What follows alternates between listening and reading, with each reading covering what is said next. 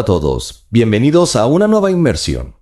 Hoy nos adentramos en un tema que ha generado un gran revuelo en Costa Rica. Unas vallas publicitarias que piden nada menos que la renuncia de 4 figuras importantes del país. Desde luego, un asunto que ha levantado ampollas, sin duda. Imagínense, van conduciendo tranquilamente por San José y de repente se topan con una valla enorme que pide la dimisión del presidente de la Asamblea Legislativa. Y no solo eso, también la de la Contralora General, el Fiscal General. Y hasta del presidente de la Corte Suprema de Justicia. Vamos, un órdago en toda regla. Lo que a muchos nos tenían ascuas al principio era saber quién estaba detrás de todo esto. Claro, porque nadie parecía tener ni idea de quién había pagado las vallas. La empresa dueña de las vallas, Publix, al principio se negó a revelar la identidad del cliente. Y claro, eso desató un sinfín de especulaciones. La gente enseguida empezó a hacer cábalas. Muchos apuntaban al gobierno, sobre todo por los encontronazos que ha tenido el presidente Chávez con estos funcionarios. El estilo, digamos, directo del gobierno de Chávez alimentaba esas sospechas. Sin duda. Y recordemos el clima político en Costa Rica en ese momento. La tensión entre el Ejecutivo y otras instituciones era más que evidente. Para añadir más leña al fuego, figuras progubernamentales como la diputada Pilar Cisneros salieron en defensa de la administración, desafiando a cualquiera que acusara al gobierno a que presentara pruebas. Esa reacción tan tajante no hizo más que echar gasolina al fuego. Pero como en toda buena novela de misterio, al final la verdad salió a la luz. Y vaya sorpresa, un empresario llamado Boris Marchigiani admitió ser el autor de las vallas. ¿Y quién es este señor? Pues un hotelero de Quepos. Exacto, es candidato a alcalde por ese cantón.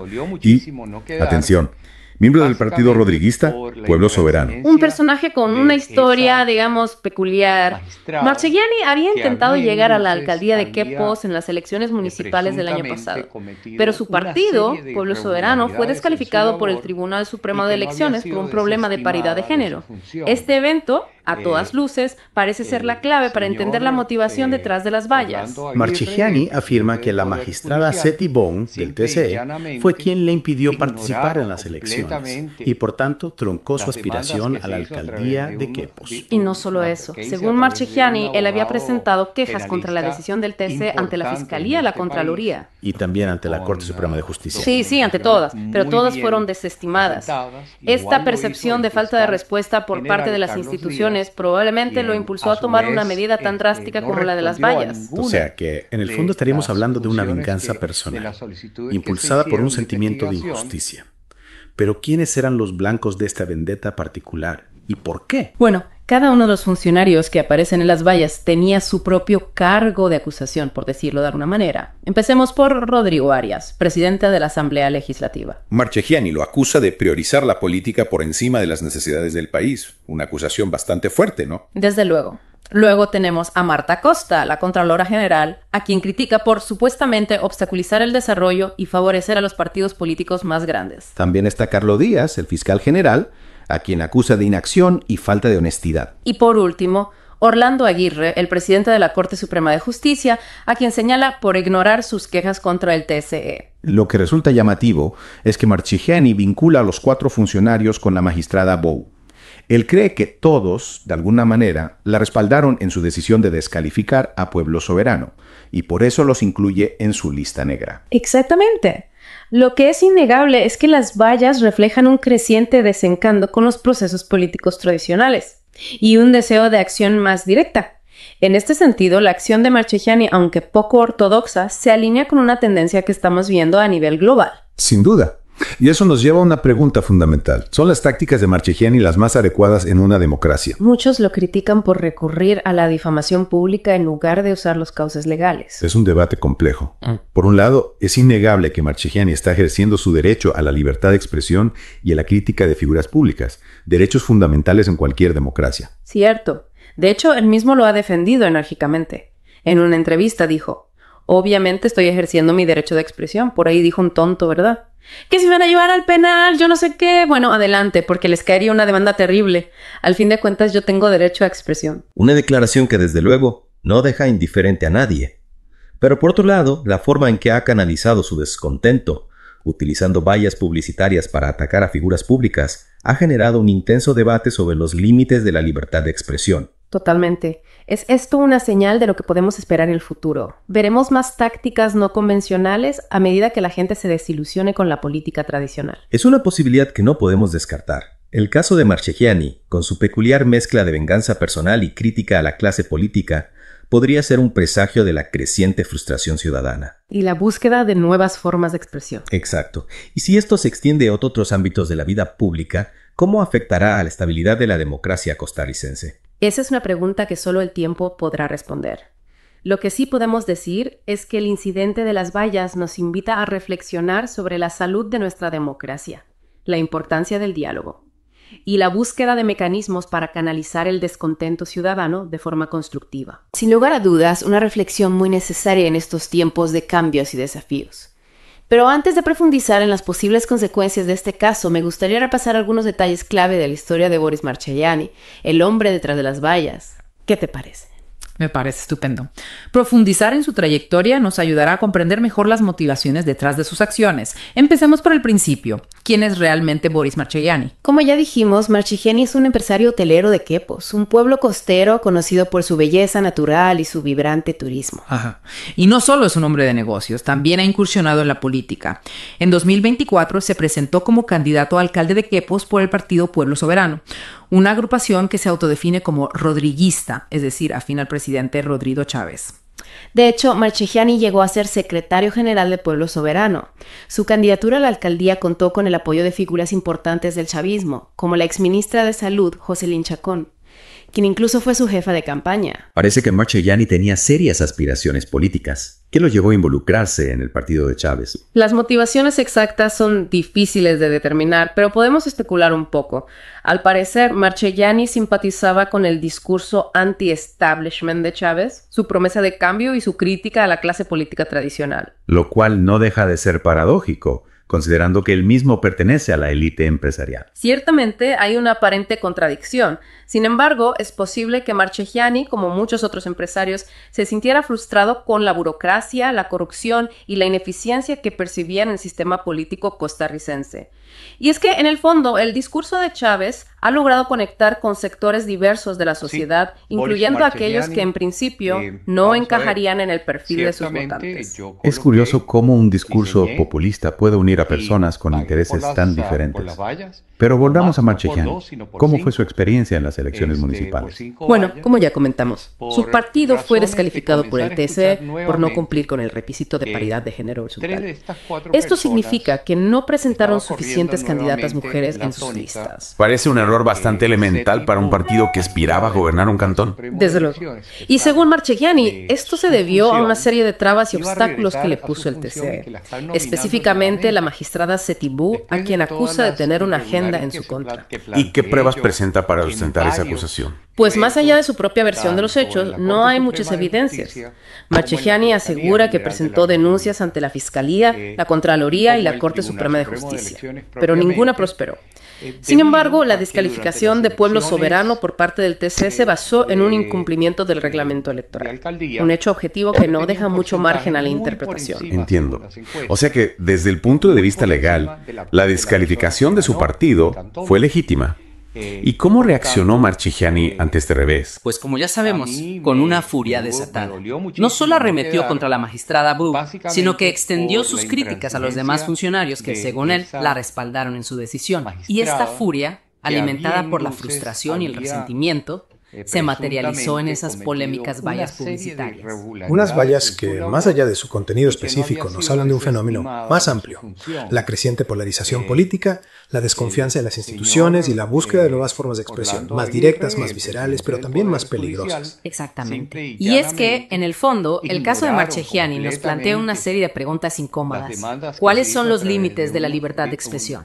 ¿Cómo canalizar el descontento ciudadano de forma constructiva? ¿Qué papel juegan las redes sociales y los medios de comunicación en la amplificación de los discursos de odio? Preguntas que, como sociedad, debemos afrontar con responsabilidad y madurez. De lo contrario, corremos el riesgo de caer en una espiral de confrontación que socave los fundamentos de nuestra democracia. En efecto, el caso de Marchegiani, más allá de lo anecdótico, nos invita a una reflexión profunda sobre el estado de nuestra convivencia democrática y los desafíos que enfrentamos en este nuevo siglo. Sin duda, un caso que con sus tintes tragicómicos nos pone frente a una realidad un tanto incómoda: la fragilidad de nuestras instituciones y la creciente desconfianza de la ciudadanía en la clase política. ¿Cómo podemos entender la figura de Marchegiani en este contexto? ¿Es un justiciero frustrado? ¿O hay algo más detrás de sus acciones? Yo diría que es una mezcla de ambas cosas. Por un lado, es evidente que Marchegiani se siente agraviado, víctima de una injusticia por parte del sistema. Busca una forma de canalizar esa rabia, esa frustración. Exacto.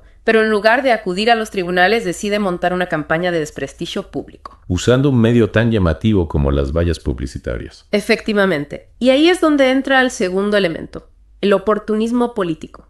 Marchegiani no es un novato en la política. Ha militado en diferentes partidos. Sí, e incluso ha aspirado a cargos públicos. Sabe cómo funciona el juego, cómo llamar la atención, cómo generar polémica. O sea que, más allá de su sed de venganza, también hay un cálculo estratégico. Utiliza su caso personal para posicionarse como un crítico del sistema. Un defensor del pueblo frente a una élite corrupta e ineficiente. Y ese discurso, aunque cargado de resentimiento, encuentra eco en un sector de la población que comparte su desilusión con la política tradicional. No olvidemos que el presidente Chávez llegó al poder con un discurso similar, prometiendo un cambio radical, una ruptura con el pasado. Claro.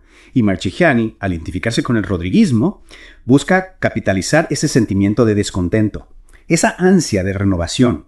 Pero hablando de rodriguismo, creo que algunos de nuestros oyentes podrían no estar familiarizados con el término. ¿Podrías explicarlo brevemente? Por supuesto.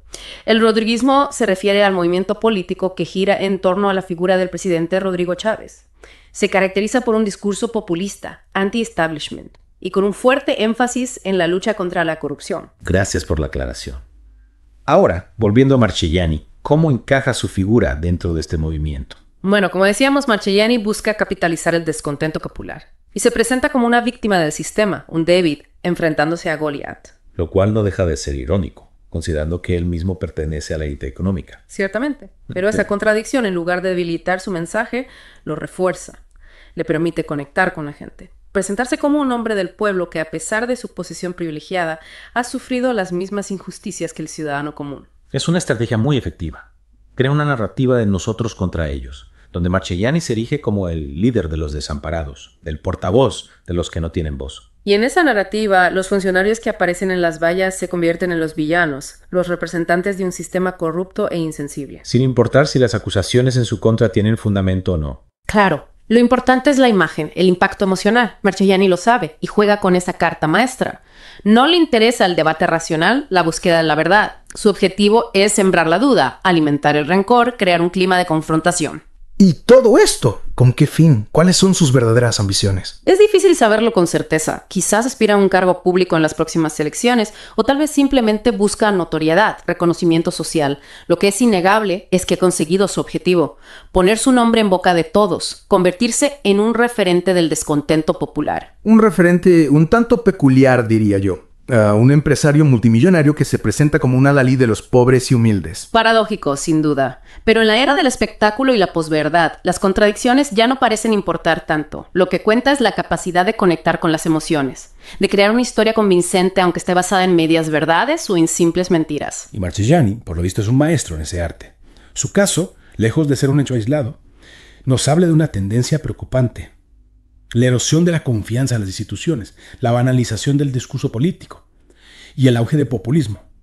Exactamente. Y es que, en el fondo, Marchegiani no es más que un síntoma de una enfermedad más profunda, la crisis de la democracia representativa, una crisis que se alimenta del desencanto ciudadano, la falta de transparencia, la corrupción y la ineficiencia del sistema. ¿Y cuál es el antídoto para esa enfermedad? ¿Cómo evitar que personajes como Marchegiani se conviertan en la norma? No hay una respuesta fácil. Pero sin duda, la solución pasa por fortalecer las instituciones, recuperar la confianza ciudadana, promover el diálogo y la participación, y fomentar una cultura política basada en el respeto, la tolerancia y la búsqueda de la verdad. Un camino largo y complejo, pero imprescindible si queremos preservar nuestra democracia. Y hablando de camino, volvamos al recorrido de Marchegiani. Mencionábamos que ha militado en varios partidos. ¿Podrías contarnos un poco más sobre eso? Claro. Su trayectoria política es un tanto zigzagueante, por decirlo de alguna manera. Antes de unirse a Pueblo Soberano, estuvo vinculado a otros partidos, incluso algunos que podríamos considerar ideológicamente opuestos al rodriguismo. ¿En serio? No me lo puedo imaginar militando en un partido de izquierda, por ejemplo. Pues, aunque parezca increíble, en el pasado Marchegiani hizo donaciones al Partido Acción Ciudadana, PACE, una agrupación de centro-izquierda que gobernó Costa Rica durante 2 periodos consecutivos. ¡Qué curioso! ¿Y a qué se debió ese cambio de rumbo? Es difícil saberlo con certeza. Tal vez se trató de una simple estrategia para diversificar sus apoyos políticos, o quizás sus convicciones ideológicas evolucionaron con el tiempo. O simplemente vio una oportunidad de acercarse al poder, sin importar el color de la camiseta. Es posible. Lo que sí es evidente es que Marchegiani no es un hombre de principios firmes, sino un pragmático que se adapta a las circunstancias. Y esa flexibilidad, esa falta de arraigo ideológico, le ha permitido navegar por las turbulentas aguas de la política costarricense sin mayores contratiempos. Hasta ahora, claro. Porque el incidente de las vallas le ha granjeado no pocos enemigos. Sin duda. Sus acusaciones tan directas y agresivas han generado un profundo malestar en la clase política. Incluso algunos diputados han anunciado acciones legales en su contra. Parece que Marchegiani ha abierto una caja de Pandora que será difícil de cerrar. Así es. Y es que, en el fondo, su caso nos revela una realidad incómoda, la fragilidad de nuestro sistema democrático, la creciente polarización social y la facilidad con la que se pueden manipular las emociones para fines políticos. Una reflexión preocupante, sin duda. ¿Y qué podemos esperar en el futuro? ¿Se calmará las aguas o veremos más episodios de este tipo? Es difícil hacer predicciones. Lo que sí podemos decir es que el caso de Marchegiani ha sentado un precedente peligroso. Ha demostrado que es posible utilizar la difamación pública como arma política, sin importar las consecuencias. Y eso, en un contexto de creciente polarización y desconfianza en las instituciones, es un cóctel explosivo. ¿No crees? Absolutamente. El futuro de nuestra democracia depende, en gran medida, de nuestra capacidad para afrontar estos desafíos con responsabilidad y madurez. Debemos fortalecer el diálogo, promover la tolerancia, recuperar la confianza en las instituciones y, sobre todo, no dejarnos arrastrar por los cantos de sirena del populismo y la demagogia. Un mensaje claro y contundente. Y ahora, para terminar este apasionante viaje por la mente de Boris Marchegiani, me gustaría centrarme en un aspecto que me ha llamado la atención: su obsesión con la magistrada Cetibó. Es un punto clave para entender la lógica de sus acciones. Marchegiani, la culpa de todos sus males, la ve como la encarnación de un sistema corrupto que lo ha privado de sus legítimos derechos. Pero, como ya hemos visto, las pruebas que presenta para sustentar sus acusaciones son bastante endebles. En efecto. Más allá de su propia versión de los hechos, no hay evidencias sólidas que demuestren que la magistrada Bou actuó de forma ilegal o arbitraria al descalificar a Pueblo Soberano. Entonces, ¿por qué tanta hazaña contra ella? Yo diría que, en el fondo, Cetibó se ha convertido en un chivo expiatorio para Marchegiani. Es la figura en la que proyecta toda su rabia, su frustración, su resentimiento contra un sistema que percibe como injusto e ineficiente. Es como si la viera como la responsable de todos sus fracasos, sin asumir su propia responsabilidad en los hechos. Exactamente.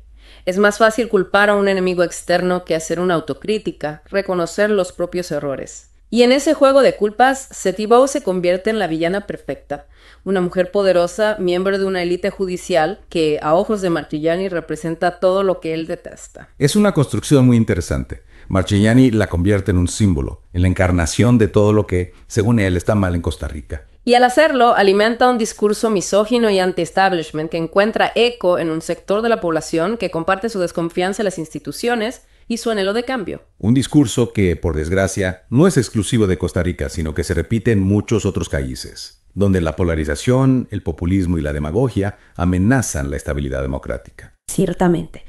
El caso de Marchegiani, aunque parezca un hecho aislado, nos habla de una tendencia global, la erosión del debate racional, la banalización del discurso político y el auge de las emociones como motor de la acción social. Una tendencia preocupante, sin duda. ¿Y cómo podemos combatirla? ¿Qué papel juegan los medios de comunicación, las redes sociales, la educación? Es una pregunta compleja que requiere una respuesta multidimensional. Por un lado, los medios de comunicación tienen la responsabilidad de informar de forma objetiva y contrastada, evitando la amplificación de discursos de odio o desinformación. Lo cual no siempre es fácil, en un contexto de competencia feroz por la audiencia y la viralidad. Es verdad, pero la ética periodística no debe sacrificarse en el altar del sensacionalismo. Por otro lado, las redes sociales deben implementar mecanismos para combatir la desinformación, la manipulación y el acoso sin coartar la libertad de expresión. Un equilibrio difícil de alcanzar. En cuanto a la educación, ¿qué podemos hacer para formar ciudadanos críticos, responsables, capaces de discernir entre la verdad y la mentira? La educación es la clave para construir una sociedad más informada, más consciente de sus derechos y responsabilidades. Debemos fomentar el pensamiento crítico, la capacidad de análisis, el respeto por la diversidad de opiniones y la tolerancia hacia aquellos que piensan diferente. Una tarea que nos compete a todos. Familias, escuelas, universidades, medios de comunicación, instituciones públicas. En definitiva, construir una democracia más sólida, más justa, más inclusiva, es una responsabilidad compartida. Totalmente. El caso de Marchigiani, con todas sus aristas y complejidades, nos ofrece una oportunidad para reflexionar sobre el camino que queremos seguir como sociedad. Un camino que no será fácil, pero que debemos recorrer con determinación y esperanza. Y ahora, para terminar este apasionante viaje por la intrincada mente de Boris Marchigiani, me gustaría profundizar en un aspecto que me ha generado especial curiosidad: sus vínculos con el presidente Chávez. Es un punto crucial para comprender la dimensión política del caso. Como ya hemos mencionado, Marchigiani es miembro del partido Pueblo Soberano, una agrupación que se autodefine como rodriguista. Pero más allá de esa afiliación formal, ¿qué tipo de relación personal mantienen? ¿Se conocen? ¿Han colaborado en algún proyecto? ¿Comparten la misma visión del país? Las respuestas a esas preguntas no son fáciles de encontrar. La relación entre Marchigiani y Chávez es un tanto opaca, envuelta en un halo de misterio. No hay mucha información pública sobre sus encuentros, sus conversaciones, sus posibles acuerdos. Lo cual alimenta las especulaciones. Algunos sospechan que Marchigiani actúa como un testaferro del presidente. Un agente provocador que busca desestabilizar a la oposición. Es una teoría que no podemos descartar. Sin embargo, tampoco hay pruebas contundentes que la respalden. Lo que sí sabemos es que Marchigiani se ha beneficiado del apoyo de figuras importantes del chavismo, como la exministra de Salud, Jocelyn Chacón, quien fue su jefa de campaña en las elecciones municipales. Y esa conexión, por sí sola, ya genera suspicacias. Sin duda. No es casualidad que Marchigiani haya elegido como blanco de sus ataques a figuras que, en su momento, tuvieron fuertes enfrentamientos con el presidente Chávez. Parece que hay una estrategia coordinada para debilitar a la oposición, desacreditar a las instituciones y allanar el camino para la reelección de Chávez en 2026. Es una posibilidad que no podemos ignorar. El estilo confrontativo del presidente, su discurso anti-establishment y su habilidad para conectar con las emociones de la gente le han permitido construir una base de apoyo sólida. Una base de apoyo que, por lo visto, incluye a personajes tan peculiares como Boris Marchigiani. Ciertamente. Y es que en la era del populismo las alianzas más extrañas se vuelven posibles. Lo cual no deja de ser preocupante si pensamos en el futuro de la democracia costarricense. Y para añadir aún más intriga a este caso, me gustaría mencionar otro aspecto de la vida de Marchigiani que, a primera vista, parece no tener nada que ver con la política: su incursión en el mundo del fútbol. Es un giro inesperado, sin duda. ¿Qué tiene que ver el deporte con este tramado de política, venganza y ambición? Pues, aunque parezca increíble, Marchigiani también ha incursionado en el mundo del fútbol. En el pasado, fue presidente del Municipal Quepos. ¿El Municipal Quepos? Sí, un equipo de segunda división. ¡Caramba! No sabía que nuestro protagonista también tuviera afición por el balompié. Al parecer, su paso por la presidencia del equipo fue bastante turbulento. Hubo acusaciones de malos manejos financieros, incluso se habló de un posible vínculo con el narcotráfico. Vaya, parece que Marchigiani no se anda con chiquitas en ningún ámbito de su vida. Cierto. Y esta faceta, por más anecdótica que parezca, nos revela un rasgo fundamental de su personalidad: la ambición desmedida, el deseo de controlarlo todo, de dejar su huella en cada cosa que toca. Una ambición que en el caso de la política puede ser especialmente peligrosa. Sin duda. Y es que, en el fondo, la historia de Marchigiani nos habla de una realidad incómoda: la facilidad con la que el poder puede corromper, la delgada línea que separa la ambición legítima del afán de control, del deseo de imponer la propia voluntad a cualquier precio. Una reflexión que debemos tener presente ahora más que nunca, en un mundo donde la democracia se ve amenazada por el populismo, la demagogia y la manipulación. Un mundo donde personajes como Boris Marchigiani, con su mezcla de carisma, resentimiento y astucia, pueden convertirse en un peligro real para la estabilidad y el progreso social. Y es que al final, la democracia no es un regalo que se recibe de una vez por todas, sino un edificio que debemos construir y cuidar cada día, con responsabilidad, con tolerancia, con espíritu crítico y sobre todo con la firme convicción de que un futuro mejor es posible. Un futuro donde el diálogo, la justicia y la verdad prevalezcan sobre la confrontación, la mentira y la manipulación. Ese es el reto que tenemos por delante. Y el caso de Marchigiani, con todas sus luces y sombras, nos ofrece una valiosa lección: la importancia de estar alerta, de no dejarnos engañar por las apariencias, de defender los valores que sustentan nuestra convivencia democrática. Exacto. Y ahora, para concluir este análisis, me gustaría que nos enfocáramos en un aspecto que me ha dejado especialmente intrigado. ¿Cuál es la verdadera relación entre Marchigiani y el presidente Chávez? ¿Hasta qué punto se alinea el presidente con las acciones de este controvertido empresario? Es una pregunta clave. Y la verdad es que la respuesta no es sencilla. Como hemos comentado, la relación entre ambos es bastante opaca. No hay mucha información disponible públicamente y la poca que hay genera más preguntas que respuestas. Claro, esa falta de transparencia no hace más que alimentar las especulaciones. Algunos analistas sugieren que Marchegiani podría actuar como una especie de ariete para el presidente.